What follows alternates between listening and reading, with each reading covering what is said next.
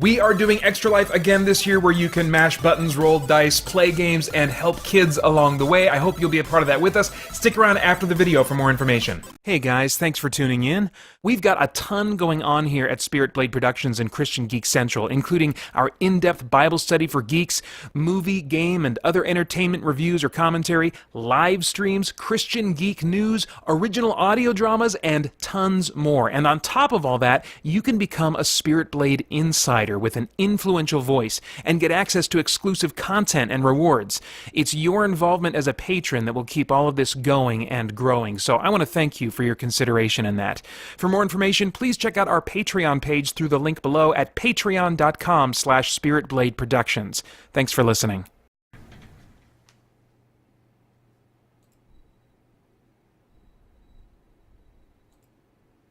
Pre-show music. This is the pre-show music.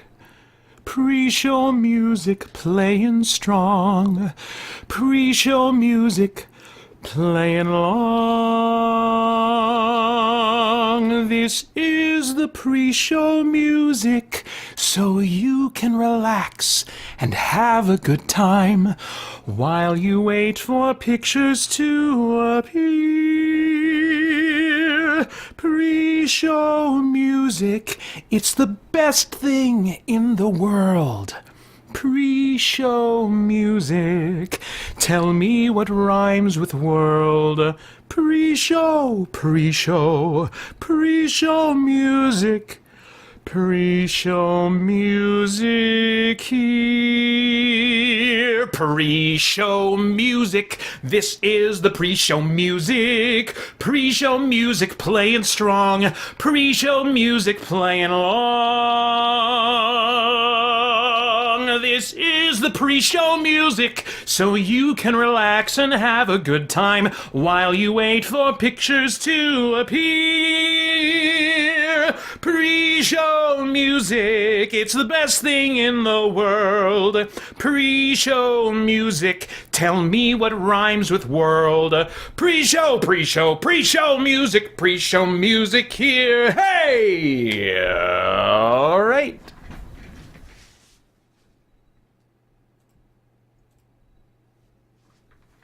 Woo! Tripping over my cord here. Hello, hello. And welcome. I gotta adjust my camera here and work out this burp.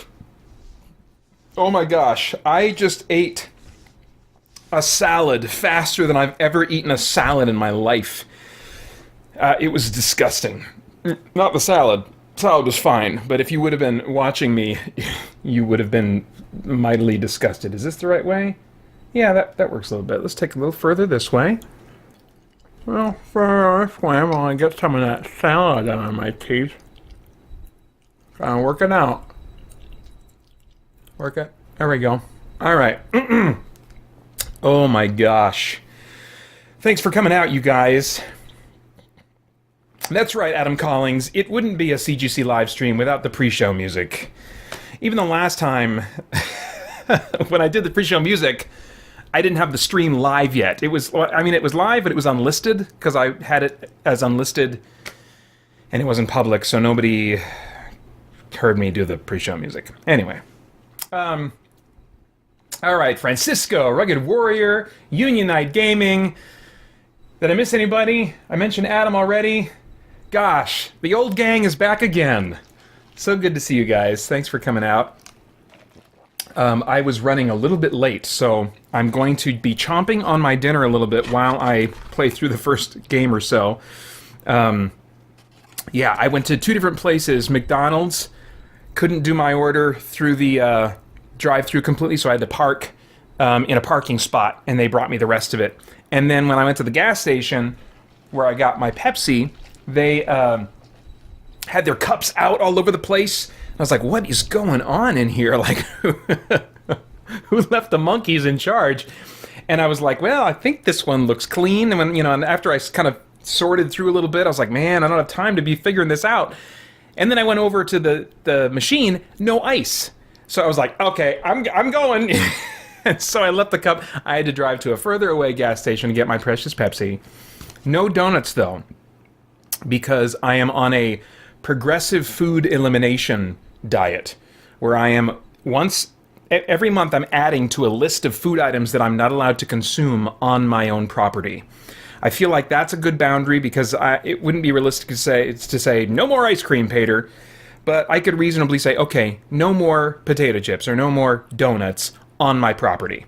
And so, yeah, no donuts because they were the first one on the list a month or two ago. And tomorrow I'm adding ice cream, except for birthdays and special at-home dates with Holly.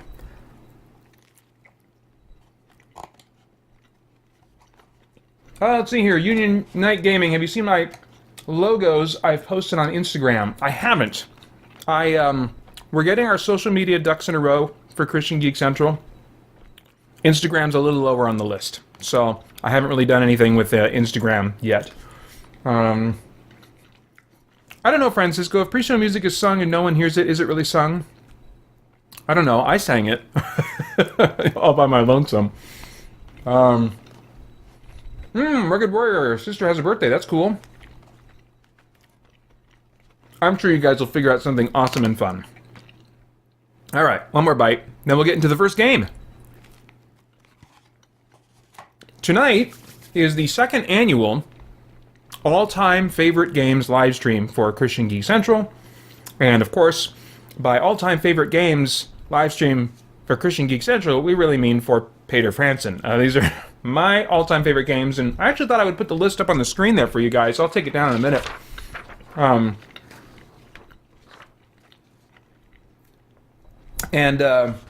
Last year I went through some of these games.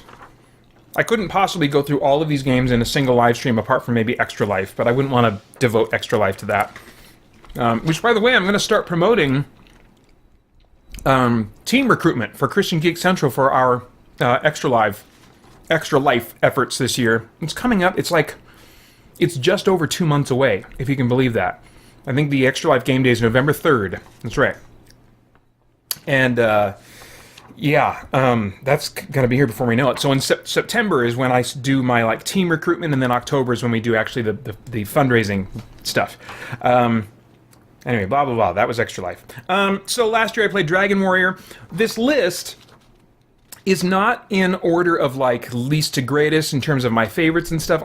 I just couldn't. I don't want to go through the exercise of my 10 favorite games of all time, because you catch me on another day and the order is going to swap around, and so it'll be out of date almost as soon as it comes out of my mouth, you know.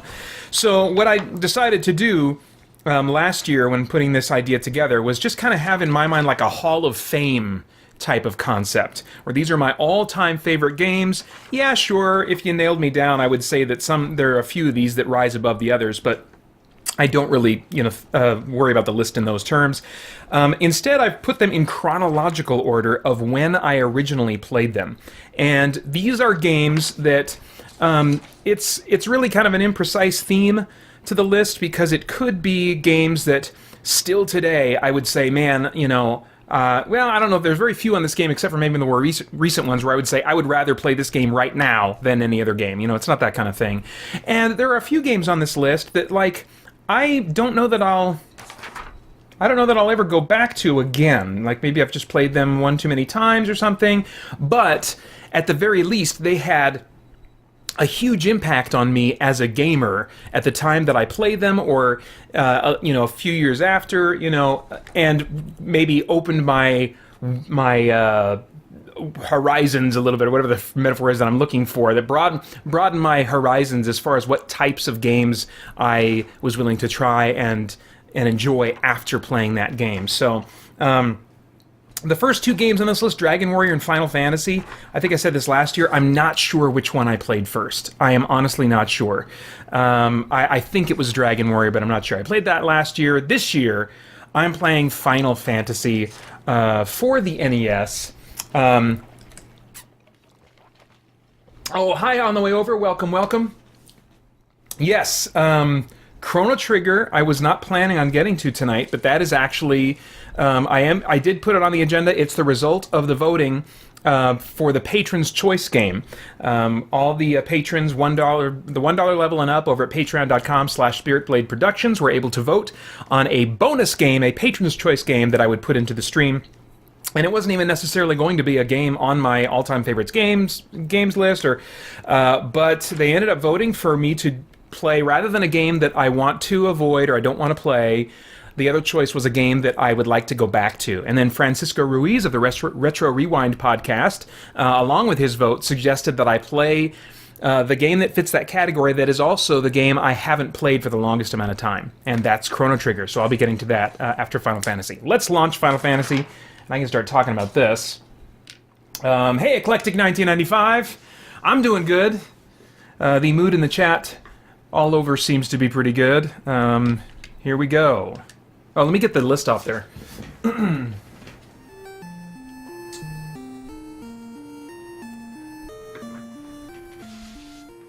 Okay. Now this is... Let's see. How do I do this again? Do I press start? Or B? There we go, B. Okay.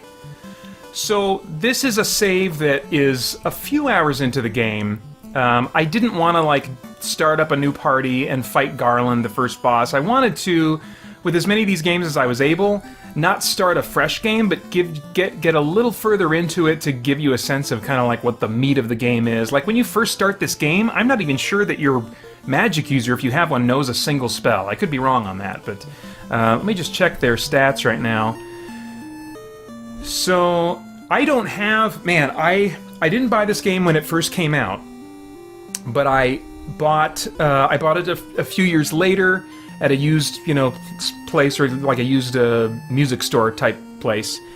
And I'm trying to remember if I actually had the box. I think, yeah, I did have the box, I'm pretty sure, and I eventually did sell that. Am I regretting that now? Not really. It would be a neat item to have around, but I've got, plenty of other video game artifacts, including this one. This is the Nintendo Power Strategy Guide for Final Fantasy. And my boys, there are pages that are coming out of it now because my boys have since been introduced to this game by me, and they've played it some both in its remastered versions for like the Game Boy Advance, and also some on this version. They've got a game save on here as well, and so they've been using my strategy guide, and the pages have just been coming out one after the other. So this is like, if you're familiar with this game, this is right after getting the ship. You fight a bunch of pirates in another town, and then you get a ship.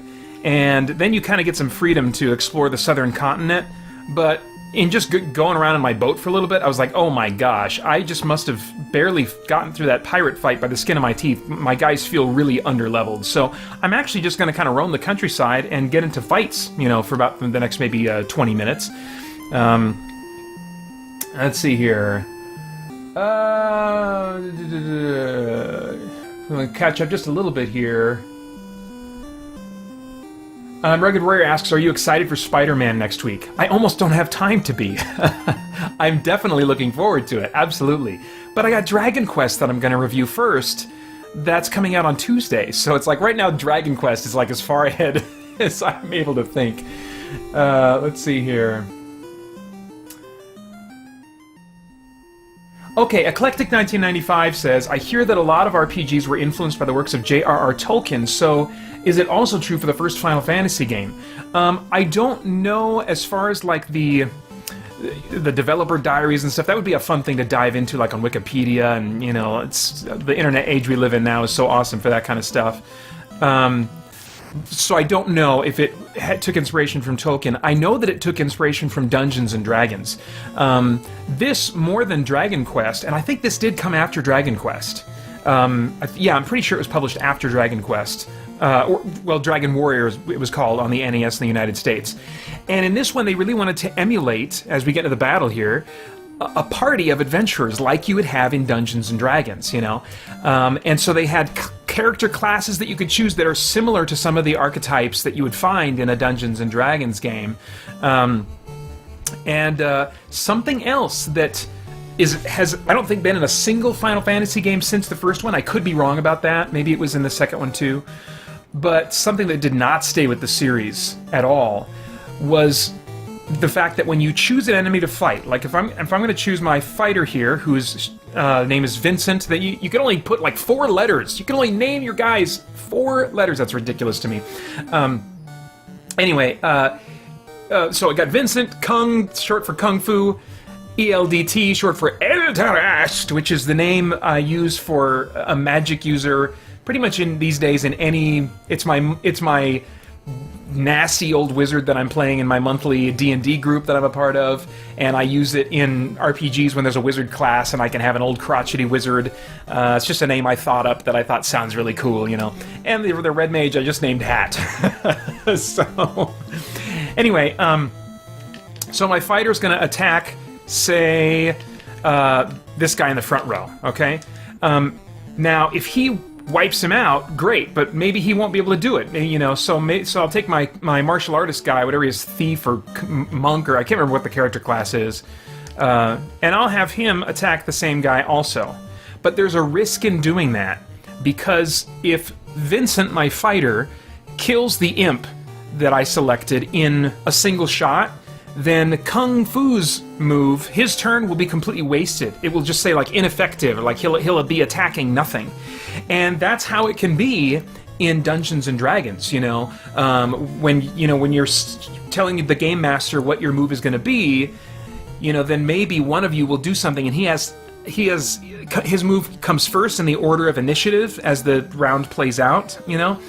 So if his move was effective enough to wipe somebody out, and you were going to cast a spell to shoot him too, well then your spell is just ineffective. It gets wasted, or you end up not casting or whatever, so your turn is kind of wasted. And that can depend a little bit on how the game master is running it. But I think that element was a carryover from Dungeons and Dragons. I could be wrong, but and I think a lot of players were happy to see that go, and I was at the time. But I have to admit that I feel like Final Fantasy games have gotten a lot easier since then, and it's because you don't have to think as carefully about like how to be economical with your turns. Anyway, let's see here. So I will try to keep up with chat. This live stream is a little bit different in that I'm talking about why I like these games, and so I already have stuff already that I'll, you know, be filling up airspace talking about, so I may not be able to get to as much chat as usual. Oh, I had that. Let's see. Let's have him do this. I think I have the wizard attacking the same imp, so let's see what happens here.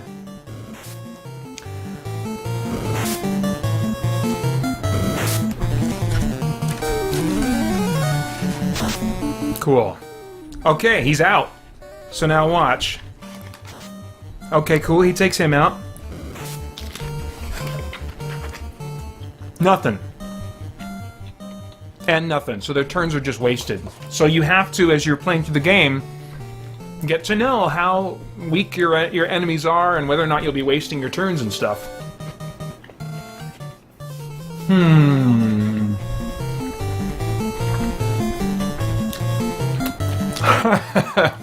Nice, Francisco. A quote from Spirit Blade: A World of Shadows. Vincent is the name of one of the characters in the Spirit Blade audio drama trilogy that I produced. You can get more information about that over at spiritblade.com. Let's see here. Alright, nothing I'm going to comment on at the moment. Let's see if I can do better with this. Okay, I don't want to waste my spells. This is another thing about magic users, and this has got to be a carryover from Dungeons and Dragons. Look at this. So it says fire and slep, which is sleep. That's the spell sleep. Come on, guys. And you see in my level 1 slot, it's got a 2 over there. It used to have a 3. This is how Dungeons and Dragons works. At each spell rank level, you have a certain number of kind of like spell points. It used to be in the original Dungeons and Dragons, you just had to memorize like 2 fire spells, you know, and 1 sleep. So you have to choose individually how many copies of each spell you're going to memorize to have ready to go in battle, you know. Now, in like the edition that I'm playing, I think it's 5th edition, you have actually this system now, where you've got like spell points on each level, And you can use a point from that level to cast a spell from that level, you know. So it's not like magic points, you know, like just generic magic points that fuel all the spells, and some cost more and some cost less. This was before that. So you could have, you know, just a boatload of spells available and quickly still run out of a certain type of spell. All right, so no, I'm not going to do a spell. I don't want to waste a spell there. Let's see here. Hang on, let me go back here. We'll just select fight and fight.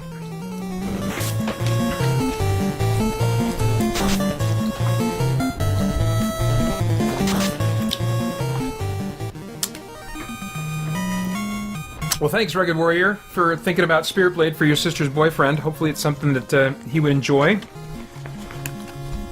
I gotta hit the A button.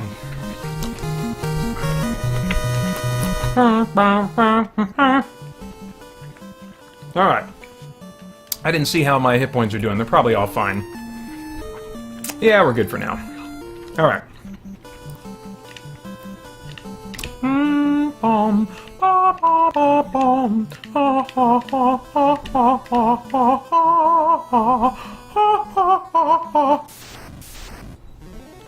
Mad ponies. Let's see here. I'll fight, and let's see, I'll have both of these heavy hitters go here, and then I'll have these guys with their weaker attacks just start whittling away at the second Mad Pony.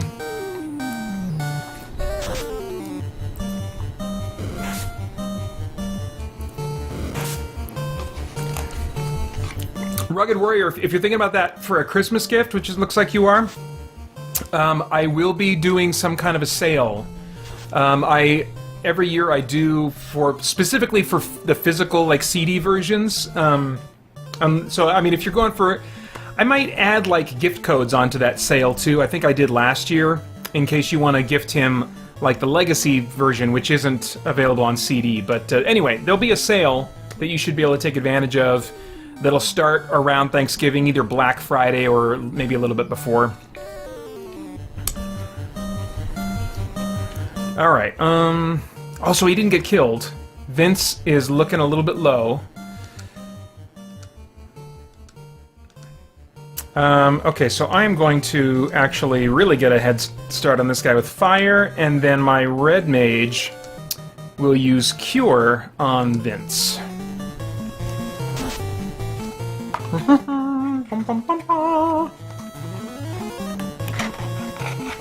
Okay, finally took that one guy out.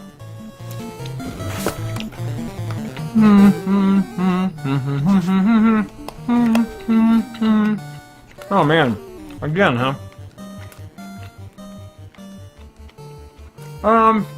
We can probably just do fighting across the board. That ought to finish him off, okay?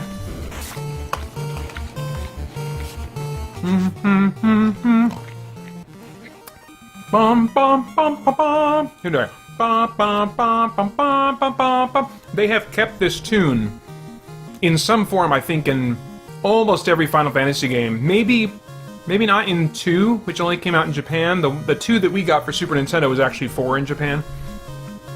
So I'm not sure, but I think the vast majority of them have used this tune at some point to signify victory after a battle. Or no, not necessarily this whole like refrain, but did they do the ba ba ba ba ba ba ba ba da? Did they do that? Maybe they did. Okay, let's do another battle. Oh, Kung's not doing so good.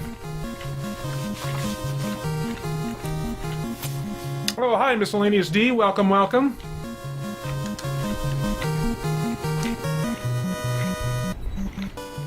Alright, so the thing with Final Fantasy that, and like the original Dragon Quest or Dragon Warrior, that is not the funnest thing in the world, is that your magic points, your magic resources or whatever can run out really fast, and you can find yourself, like already, I'm going to have to use Hat's Cure spell on Kung. Oh my gosh, that only brought him up to 29. Let's do that again. See, I'm not comfortable at all making this journey without any more cure options. So I am going to head back to that other town that I was just at. And so, you know, you have to grind a little bit. And that was very common in these old RPGs where you would be at a town. Hopefully I'm not talking too loud. Sometimes I don't have a sense of exactly how loud I should talk. I think the mic is probably sensitive enough that I'm fine at this volume level. Sorry about that. I get a little amped up for live streams. Let's see here. Hey, just fight. You guys take this guy. And so, man, I remember with like Dragon Quest and with this game too, just getting to a point where I realized, you know what? I just need to walk around a town, like walk circles around a town and grind. You know, I don't know if any of you guys who played old school RPGs find yourself doing that. I would think it's a pretty common thing to just walk around the town, fighting enemies, and then, you know, when you get to the point where you're like, okay, now it's time to heal, then you step right into the town, right there. It's your safety net, and just grind for a while. And there's... I came back to a game that was inspired by Dragon Warrior, a little indie online game, I think, called Warrior Dragon. Warrior Dragon. And it's a cute little Dragon Quest-inspired, you know, RPG where you actually play the dragon, but you start at a really low level in a town, and you have to grind. Oh my gosh, you have to grind in that game, just walking around a town if you want to get anywhere and survive. And in games like these, there's kind of, at least for me, a pleasure in figuring out, okay, how many could I do another fight, you know, with the current spell points and hit points that I have, or do I need to heal in the town? Because it's pricey to heal in the town. It costs money to stay at the inn. And so if you're just playing it really safe and going and staying at the end every little time you get hit, you're not going to be able to make money at near fast enough pace to start buying the equipment you want. And so there's this kind of economic push your luck kind of thing going on in these really old school JRPGs, that there's an enjoyment that I get out of that. And I'm wondering if I'll be able to get some of that pleasure out of Dragon Quest XI. I think there's a good chance of that. So yes, we will stay. 30 gold. That is pricey.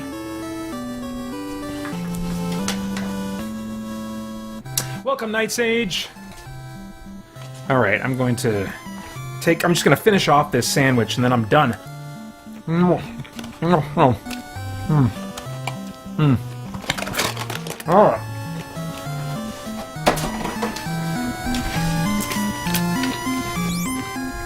Okay. Hold reset while you turn the power off. Did you see that message? On the old NES games, they would have a little battery in there, and I think it did damage to the battery if you turn the power off without hitting reset first. It potentially could corrupt your save or something.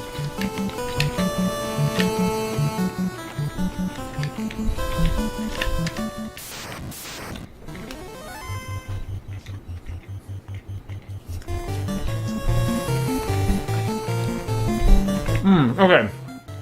I'm going to try to answer two questions at once here. Eclectic 1995 says, what is the most unusual monster of D&D you have encountered or know of? I've not played D&D like for years and years. It's only in like the last 3 years that I played D&D with any regularity. So I'm not really well versed in like the monsters of D&D.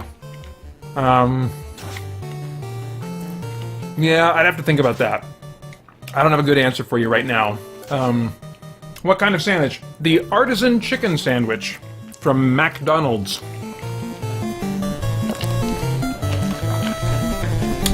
Night Sage, that username doesn't sound familiar to me. Have we interacted before under a different username that you've used, or are you just coming to this stream for the first time? Either way, welcome. I'm just always curious how people kind of find the streams, find the channel, stuff like that. I always like seeing new usernames that I haven't seen before. Ooh, Elderast is down to 22 already.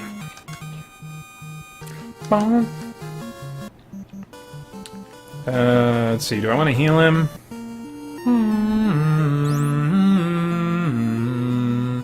My boys are both still playing these games. They play them over and over again. You know, instead of like moving on through the series, they like to keep replaying like the first one. I think it's kind of a comfort zone for them. I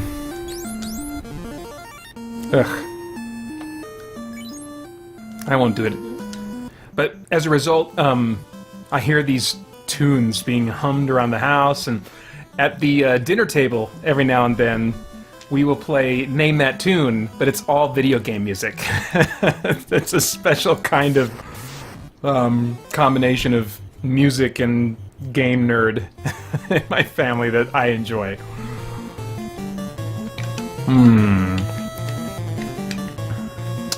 Oh, this is a big old group of them, huh? Okay. Let's do sleep. I haven't shown that one yet. Each of the spell, this was something cool about Final Fantasy II compared to Final Fantasy as well, you know, TOO, compared to Dragon Warrior, is that it was the same flashing animation, because Dragon Warrior combat is first-person perspective. You just see, you know, an image of the enemy as if you are facing them, but you don't see your single character. And Final Fantasy showed not just one character, but your entire party on one side of the screen, the enemies on the other. It had your guys walk forward and do little animations to attack. The animations would change for your attack depending on the weapon that you had. So like the weapons that they, you know, flash and attack with, that changes if you buy a different weapon. I mean, that was really cool at this time, you know. And there's a different spell animation too for each of the different spells. Sometimes it's the same art but recolored, you know, but like here, the sleep spell, that's going to affect all of them. That's why it didn't give me the option to select a bad guy. Let's see, I've used that in battle. I'm going to save that anyway, so let's do fight this one, I guess.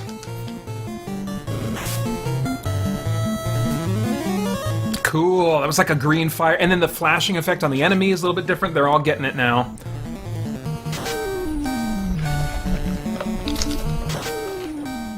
And that's a very low-level D&D spell as well, that makes it really helpful to have a wizard in your team, because even if he can't do a lot of big damage at the beginning, he can immobilize and take you know, if there's a swarm of enemies, he can use sleep on the whole crowd and take a bunch of them out of the equation.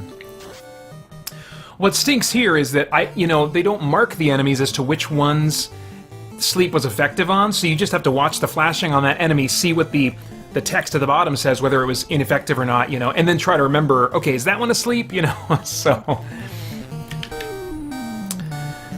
let's see here. And I am using a little graphics filter here to smooth out the jagged edges, so if it looks smoother than you remember, that's why. And if it looks the way that you remember, that's nostalgia. And that's kind of like the reason I smooth it out, because I like it to look right now the way I remember it in my mind. And especially when you don't have like the old school TVs, the scan lines would kind of blur and cover up some of the jagged edges. So that's why I like to kind of do that artificially on an HD TV. Purists would say, oh, you can't do that, but I guess I'm not a purist. Let's see here. Let me catch up. Night Sage says, I watched your Dragon Quest Builders videos. We had a conversation about Dragon Quest and Chimeras. Oh, okay. That sounds vaguely familiar. Yes. Yes, okay, cool. Let's see here. On the way over says, does Mrs. Franson get the game music references? She does get some of them because she absorbs nerdy knowledge by osmosis. And, you know, she grew up with a dad that was a Star Trek fan. Not like a hardcore Trekkie, but like he watched all the Star Treks, every episode when they came on, you know, and so she kind of grew up with a little bit of nerd culture, and so she enjoys some of the movies that I enjoy as well, and she doesn't really play any games. We've played a couple puzzle games before, but nothing that really stuck. And before we had kids, we played through Champions of Norath together. That was cool, but the days where we both have time to do that together are long past. Let's see here.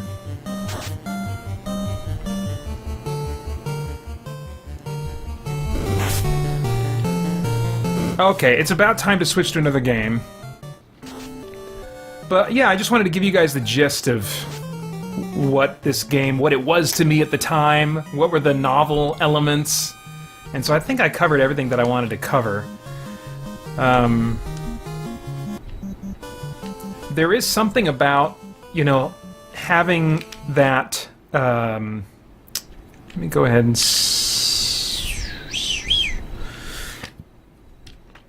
I'll save here.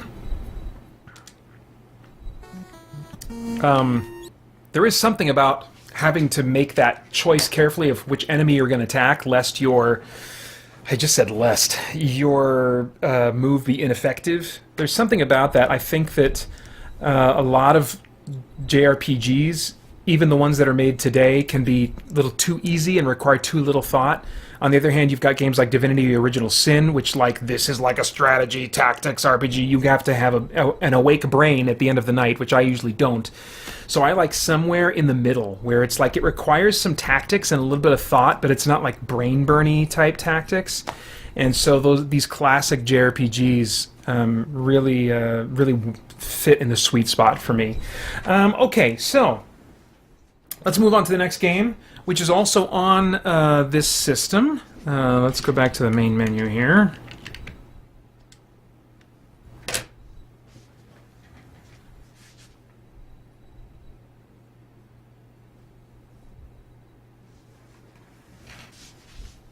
Okay, Union Knight, I think you asked that question earlier. I thought I answered it. I'll answer it again. I have not seen the mascot logos that you posted on your personal Instagram, because I don't really interact with Instagram yet. That may come in the future, but yeah, no, I don't. Whether personal or whatever, I barely know what Instagram is, but I hope to change that. Okay.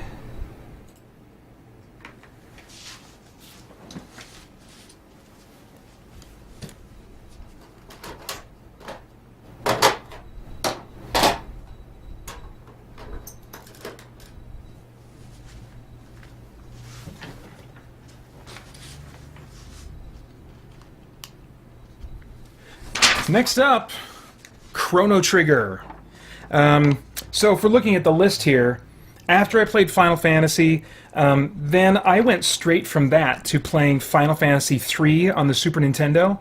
I played other little games in between, you know, but as far as like games that really made an impression on me, the next one is Final Fantasy III, which was 6 in Japan, and that was, whoa, that was mind-blowing to not even play Final Fantasy 2/4 on the Super Nintendo, but go straight from the original Final Fantasy to Final Fantasy 3/6 was like a warp, you know, jump. And then I just gobbled up Chrono Trigger because I heard that it was made by the same people that made Final Fantasy 3, and I still have, I do still have the box. For Chrono Trigger. This is the same box that I got when I received this as a Christmas present from my parents, and I remember unwrapping this and seeing I think I saw the backside first when I opened it up, but I knew immediately what it was, and I was so excited. I played this game and beat it from start to finish within the time that I was off for like 2 weeks of Christmas vacation, you know, which was a little disappointing to me. It wasn't as long in a single playthrough as Final Fantasy III, and let's see here. I don't want to put us in the middle of this scene here.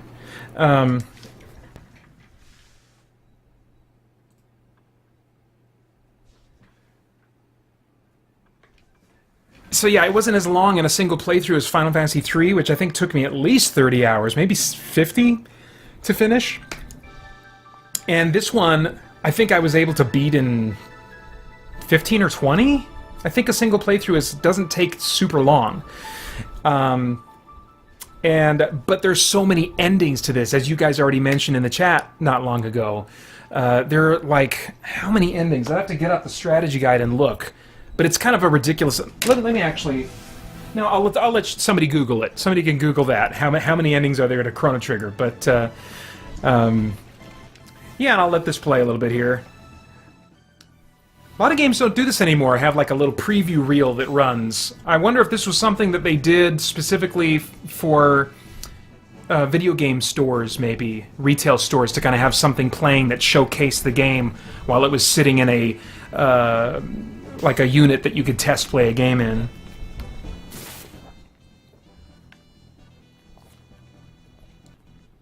But it was really something. You travel through time in this game, and the game remembers things that you do. Like, there will be a single chest that exists in 3 different eras, and if you take treasure out of that chest in the earliest of those 3 eras, it will be gone from the chest when you go to that chest in the later 2 eras. But if you leave it in that chest, there's, in at least one case, it over the course of time gains power or changes and shifts. And so if you wait and leave that chest alone until you get to the future age where that chest exists, you can pick it up there, and it's like, you know, the most powerful version of that item you can get.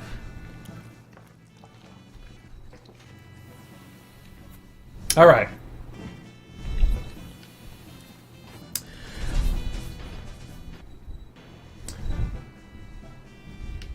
Let's see here.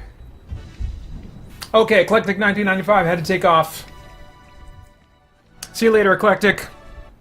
Oh, and they used, that's right, they had the Mode 7 graphics for that one race sequence, which they used also in Final Fantasy III when they were doing like the when you're flying around in the airship. It was kind of an attempt at simulating a 3D kind of environment. And I hated that race game, by the way. That's something that really irritated me about some JRPGs. As they progressed, they would add these little mini games or things that required like hand-eye coordination skills. You had to be good at a racing game to advance the plot in a turn-based RPG. Come on, don't ask that of me. I can't do that, or at least I don't have the patience to fail more than once at it.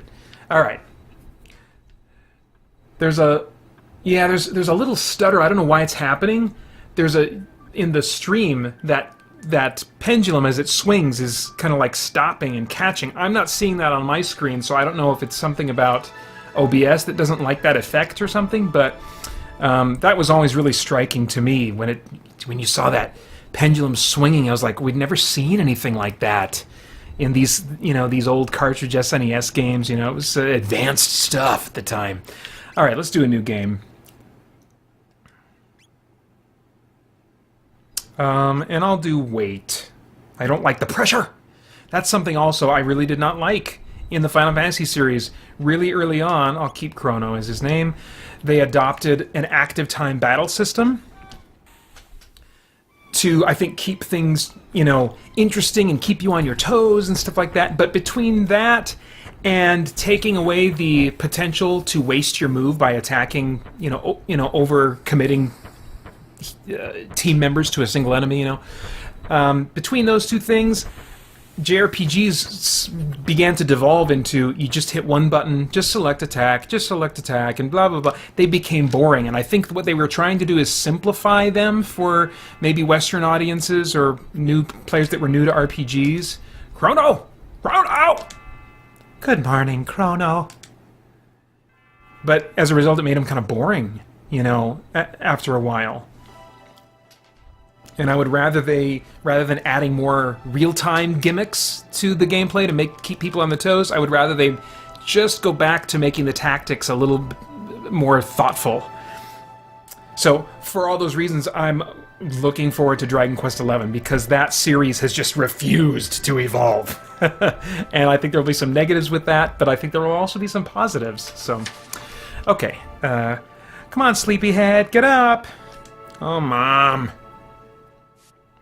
Mom! Ah, Lean's bell makes such beautiful music. You were so excited about the Millennial Fair that you didn't sleep well, did you? I want you to behave yourself today.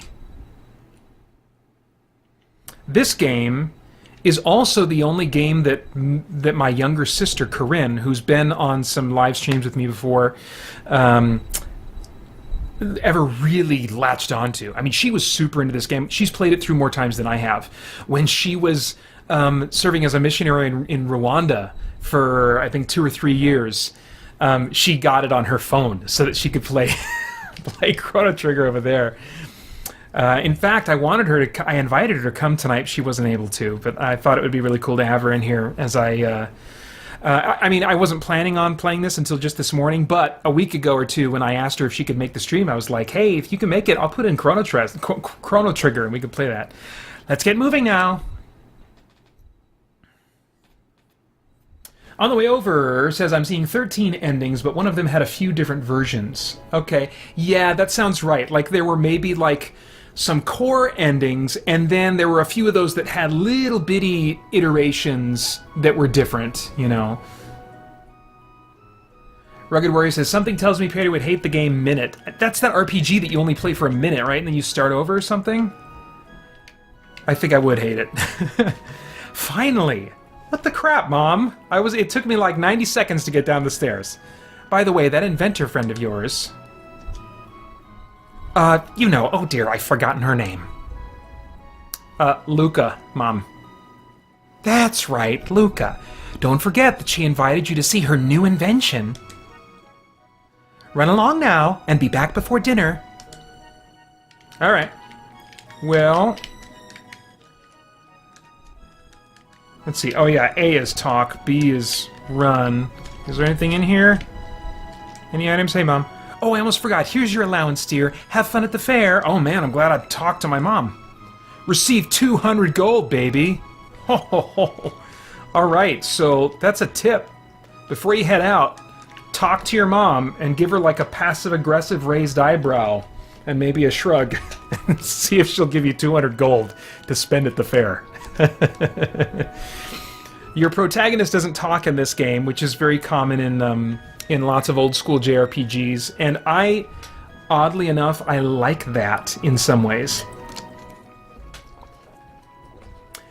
Hi, Jacob Duran, welcome.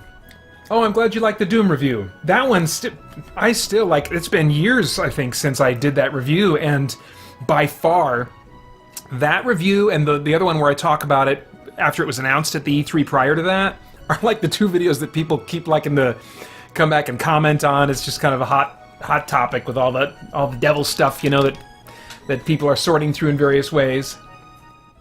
Galactic Genesis says every great RPG starts off with the protagonist waking up. I have seen that copied. This was the first time I remember it, but it seems like I saw it definitely in RPGs after this. The reason I like having a voiceless protagonist is because it allows me to, in my mind, decide how I'm reacting, what kind of character I have.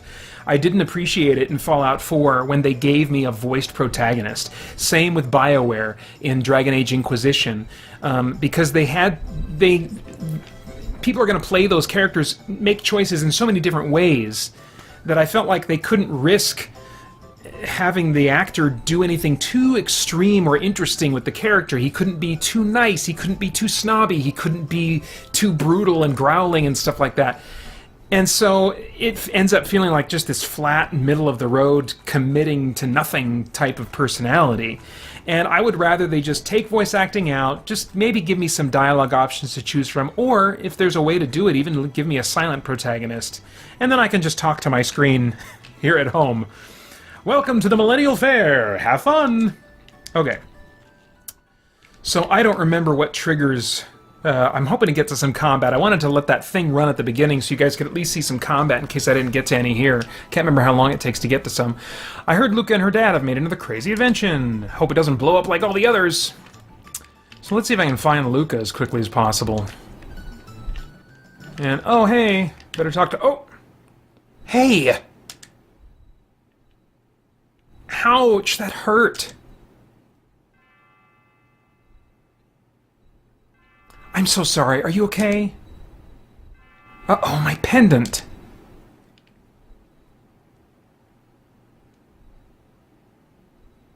Not there. Not there. Not there? Oh, I'm supposed to... Okay. Alright, lady. Here it is. Oh, thank goodness, my pendant. It has a lot of sentimental value. May I have it back? Come on, you guys know that you want me to say no. No. I just came to brag. Oh, so she's just gonna keep looking around. It's like when the princess in Dragon Warrior, the original game, after you save her, when you go visit her in the throne room, she says, "Dost thou love me?" Yes or no. You choose no. She says, "But thou must. Dost thou love me?" And you can't even exit the conversation until you say yes. So, all right, I'll give it back to you. Okay, we're gonna rewind time, I guess, and try this conversation again. Yes. I came to see the festival. You live in this town, don't you? I feel a little out of place here. Do you mind if I walked around with you for a while? Sure. We saw how that went last time.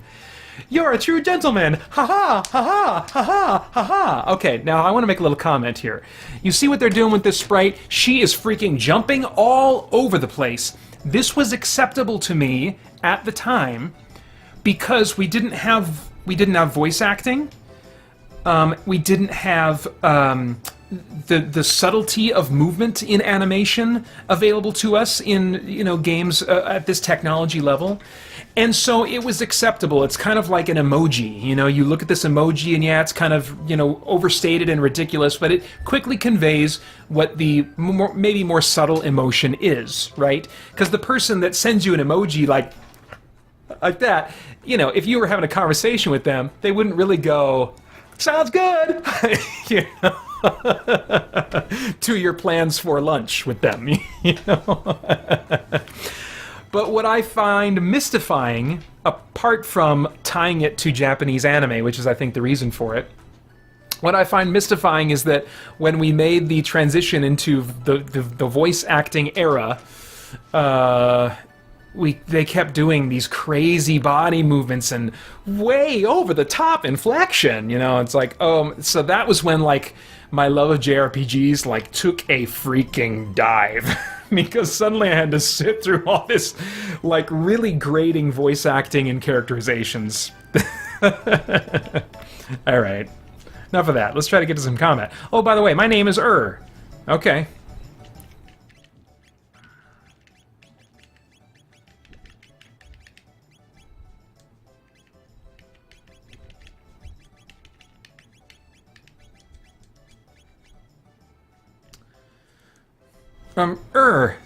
And you're... Chrono? What a nice name. Pleased to meet you. Now, lead on!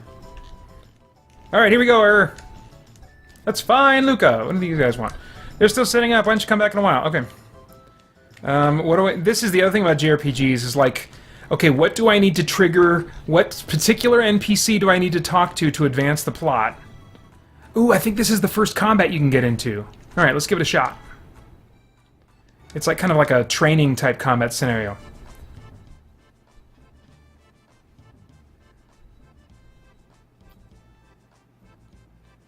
Do you think I'm supposed to try and sing those words to this tune?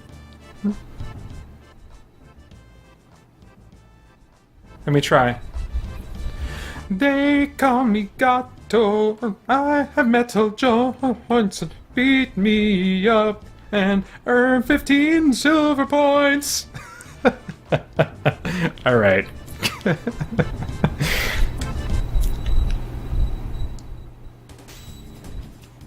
Okay, oh, geez. Okay, 9.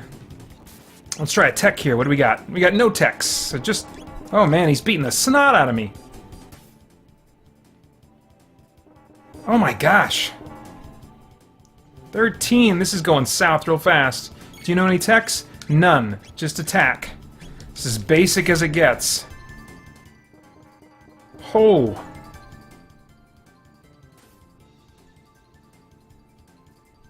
Alright, got 10 experience points. Got 1 tech points. That's right. That's I think that's how you learn spells, which they call techniques.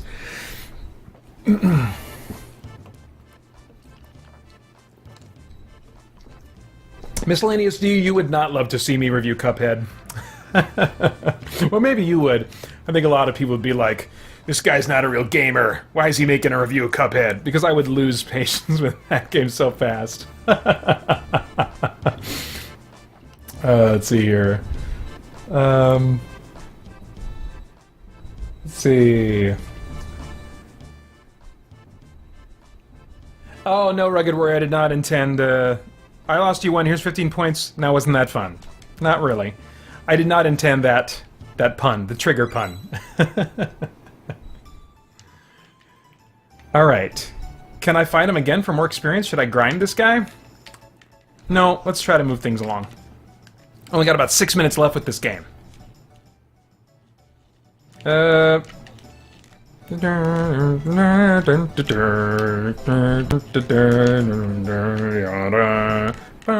I'm seeing how much I remember.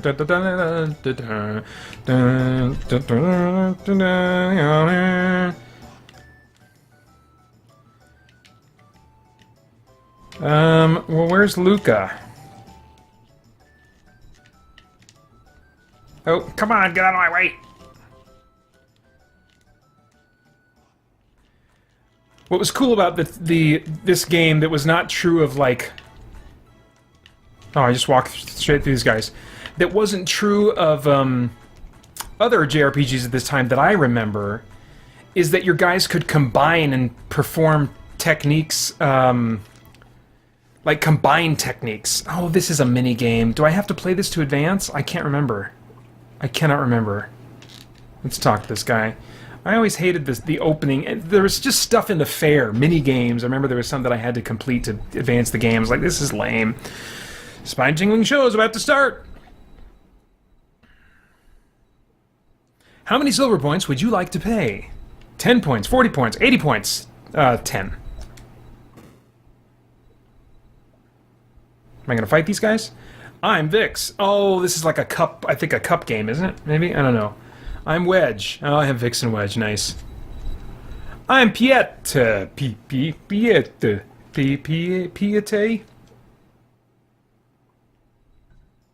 Oh, yeah. I'm not gonna...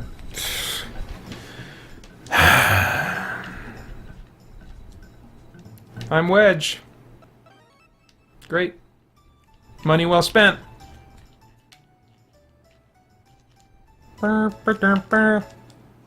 Welcome to the Annual Fair, have fun. Oh, wait a minute. Did I try going up already? Or was that before? Oh, is this Luca's mom? Man, hope it doesn't blow up like all the others. So where are they? Okay, far side of the square. This is gonna be fun, says Come on, Chrono. Okay, great. So I guess maybe I got lucky and that was the lady I was supposed to talk to?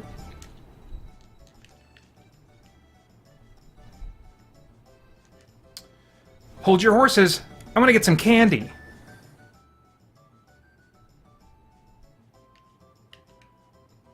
Oh, that's right. I have to wait here. I think if you're not patient... I think you can run off without her and be impatient and, like, has some kind of negative results. Sure, young lady. And I think if you really are patient and wait it out... Yeah, she says, thanks for waiting, and... I can't remember what the benefit is of that. There's some benefit. Step right on up, any of you who have the time and the courage. Our super dimension warp is the invention of the century. That's something else that I liked about not having voice acting. And maybe this is particular to me because I'm kind of... I think kind of like as an actor and as a performer, and in my mind, I can take even stilted dialogue and make it sound better, at least to me. Maybe it wouldn't sound better, you know, to you if I read it the way I have it in my mind, but there can be like something clumsy and I can look at it and say, okay, if I read it this way in my mind, that it could sound a little bit better, you know.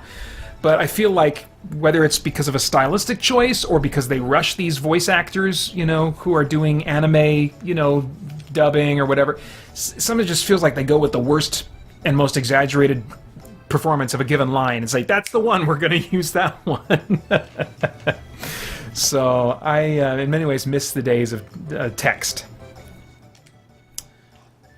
To use it, jump up here. And you'll get teleported here. It's the masterwork of my beautiful daughter, Luca. Oh, so, okay. Hey, Luca. Chrono! So your glasses popped off of her head. You know, which from far away with this fidelity of graphics, you know, it's acceptable, but... Where have you been? No one wants to try the telepod. Well, freaking guess why? That sounds insane. How about you? Would you like to be demolecularized?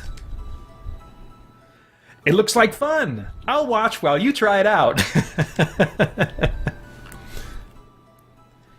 Just hop onto the left pod. Alright, Luca. Okay. All systems on. Begin energy transfer. Whoa! See that jumping jack he did? Oh, wow! That was great!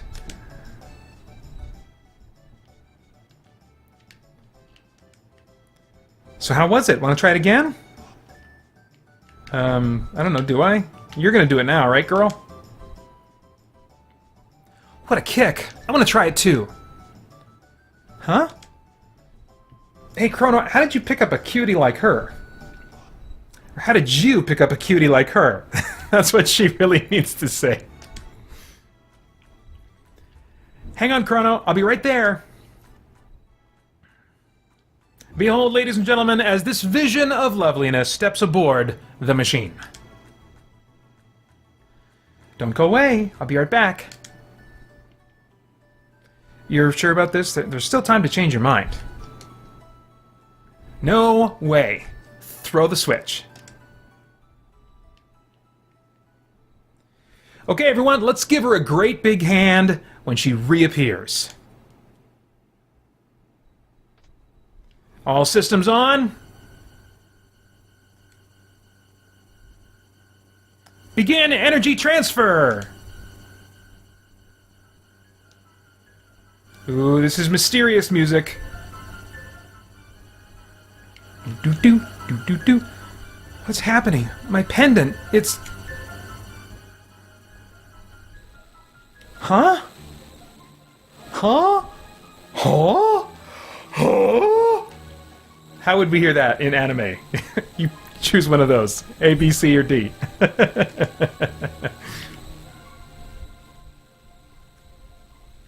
That looked cool. That was a cool looking effect when this game came out. That portal spinning stuff.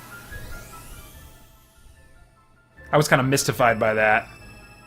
Oh, and the little shimmering on the, you know, the glinting on the edges. This was such a cool looking game when it came out. Luca! Where is she?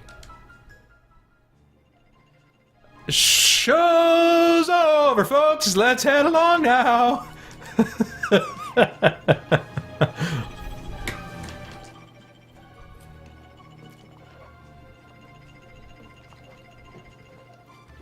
Oh man, I can tell I'm missing some great conversation over there, guys. Sorry. What's going on, Luca? Where is she?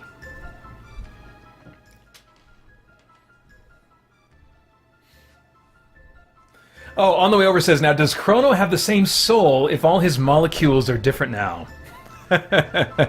Yeah, that's a question that I think has been played with by some science fiction. Yeah, I would have the theory that, like, that yes, that she does have the same soul. I talked somewhere, I can't remember where, about my theory. I think it was maybe in my Farscape Shawarma series at the end of the podcast in episodes, I don't remember what episodes that was of the Christian Geek Central podcast. It would have been when it was still called the Spirit Blade Underground podcast. But like when John Crichton gets split into two Crichtons, my theory was that unconsciously they still shared one soul. So maybe, I don't know. Anyway. The way she disappeared, it couldn't have been the telepod. The warp field seemed to be affected by her pendant. What are we gonna do now? She's so familiar. I know I've seen her somewhere. Let me wiggle my glasses. Maybe that'll help. Okay. That's not helping, Luca. The way she disappeared, it couldn't have been the telepod. The warp field seed... Okay. Oh, man! There's something wrong with your dad! I think it was the telepod. Okay, so here's the pendant. I guess I'm going to do this thing now. Alright, it's about time to move on to another game. Chrono! You're actually going to do it? What a fine lad! Listen, I don't know where this machine is going to send you, but we haven't any other choice. Won't they both be lost? This is our only hope. It's Obi-Wan Kenobi. That pendant seems to be the key. So hang on to it, Chrono, and brace yourself. All systems on. Begin energy transfer. Power to full. Hey, I don't think you did power to full last time. Roger.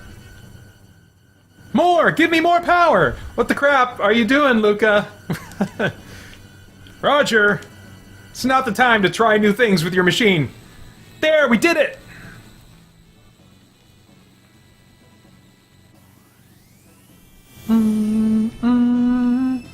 I'll follow you after I know what went wrong. Good luck, Chrono. And I think this is the only time they show this prolonged wormhole effect. This was like, I think Sliders was on TV at the same time this game came out, and I was like, oh, this is so cool, so cool. And it never lasts that long when you go through it after that. I always wished it would. Now it's less impressive. Alright. Oh, yeah, I wanted to get at least... I knew I was coming to an area where there'd be combat. I wanted to get into at least one fight before turning this game off again. Alright, attack! Oh, man. Okay, good. Because my hit points are not doing so hot. Come on now.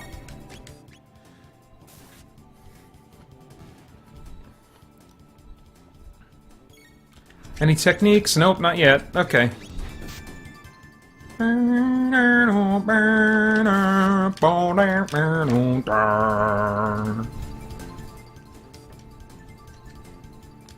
36 gold!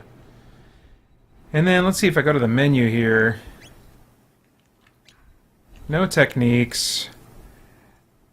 Oh yeah, you could customize quite a few things. I think you could customize the background of the menus, like it's that gray kind of thing going on right now, but I think you could adjust that.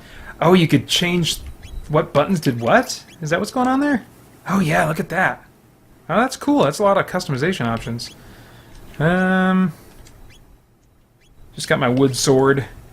Do I have... Let's see. Items. Oh, I don't have any healing items. Okay. So, I will go ahead and stop here, though. Man, cool game. I wish that there were some saves that were on there that were from much later in the game. It was actually, I think, my sister Corinne's saves, because it was she renamed the characters after, like, Chrono was named. She named after her husband, who I think she was just dating at the time, and then like some other characters, you know, in there were named. Oh yeah, Luca, the guy with the glasses, she named after Holly, I guess because Holly's a pharmacist and, you know, like a smart, sciencey type person. I don't think I got named after anybody. Maybe I was the frog guy or the robot or something. I don't know. Anyway. Okay, so we're done with the Retron for now. November 3rd, Dragon Quest XI and Spider-Man for PS4 are coming out within 3 days of each other. I'm going to try and review both games. I don't have time to make a brand new Extra Life recruitment bumper. November 3rd. Once again this year, Christian Geek Central is participating in Extra Life. This is a charity that raises funds for the Children's Miracle Network of Hospitals, which provides free medical care to children whose families could otherwise not afford it. And this is very often for critical, life-saving treatment. Joining our team only requires a willingness to ask your family and friends to consider donating toward your fundraising efforts. Participants also usually do something fun and game-related to draw attention to their fundraising efforts, like a special game night at your home or your church, or like me, you could do a crazy 24-hour video gaming marathon. Now, I'm theming it around video games, but really this event can be themed around any kind of gaming, which includes both video games and tabletop games of any kind. What you do to raise funds is entirely up to you, but I would love for you to consider joining the Christian Geek Central Extra Life team. As team leader, I'll be there to help answer your questions, provide some helpful tips if I can, and just in general be your fundraising cheerleader and try to draw attention myself to your fundraising efforts. You can get more information about the event as a whole at extra-life.org, and if you choose to sign up there, be sure to select Christian Geek Central as your team so I can get in touch with you and then just help in whatever way I can. Fundraising can begin at any time, but our main push is going to be through the month of October leading up to November 3rd. That's the annual Extra Life Game Day, when I'll be streaming my 24-hour video gaming marathon live and trying to stay awake without throwing up. More details on my live stream as we get closer to it. That's it for now. Thanks for watching. Bye-bye.